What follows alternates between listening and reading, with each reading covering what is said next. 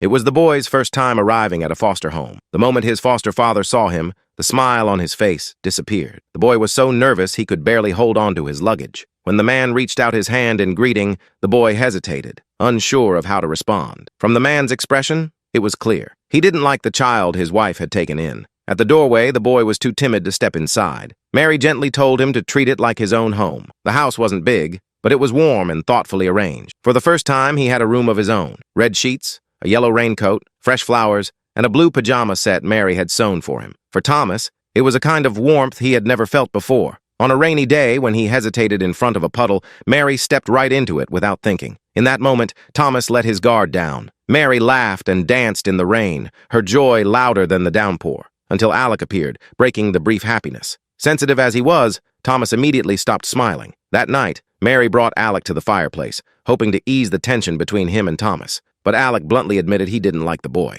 What he didn't realize was that Thomas heard everything from behind the door. That night, Thomas lay awake, unable to sleep. The next morning, he saw a bright rainbow in the sky and ran to share it with Mary. But when he saw Alec in the room, the words got stuck in his throat. After great effort, he finally whispered, "Rainbow." Alec, already unhappy, grew even more impatient. Deep down, he had always wanted a biological child. Mary softly told him, "Maybe Thomas is the gift we were given." Those words made Alec pause. That evening, for the first time, he spoke to Thomas and invited him to check crab traps the next day. Thomas was overjoyed. The next day at the shore, they found a stranded baby seal. Alec explained that its mother had likely gone hunting, and if she didn't return, the pup might not survive. Thomas felt a deep compassion, as if seeing his younger self. He carefully asked if he could take care of it. Alec explained it wasn't a short-term responsibility. It could take weeks, even a year. "Do you think you can handle that?" he asked. Thomas answered firmly, "I can." Alec was surprised and began to see him differently. Together, they managed to feed the seal. For the first time, Alec smiled sincerely. Their relationship began to thaw.